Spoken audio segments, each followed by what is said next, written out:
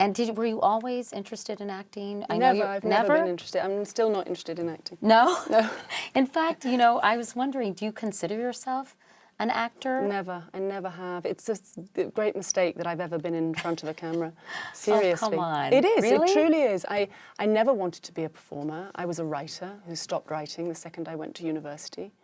And somehow the second I stopped writing, I sort of slid sideways into being in plays at university, but only really for the company.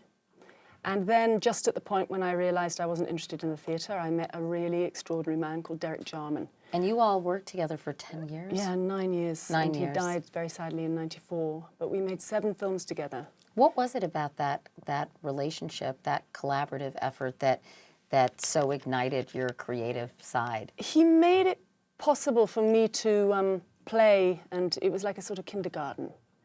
He was an extraordinary man, Derek Jarman. He was a real artist, and what I mean by that is that he lived absolutely for his work, and he was the sort of next in line of a kind of collaborative way of making art that he'd learned in the 70s and the 60s, and my friends and I kind of were the beneficiaries of that in the 80s. And as I say, it was like a sort of preschool. Well, like a lab, really, yeah, right? like a, well, as I say, kindergarten is probably a better, lab maybe sounds a little too white coat, but if he had said this, he would have said, come and find out what kind of film composer you want to be, what kind of film costume designer you want to be, what kind of performer you want to be. Come and find it out here in safety.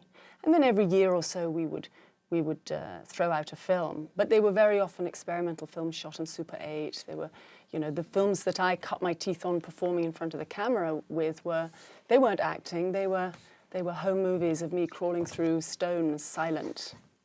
I mean, that's not acting. I can't call myself an actress because I feel real actors would stand up and protest if I did.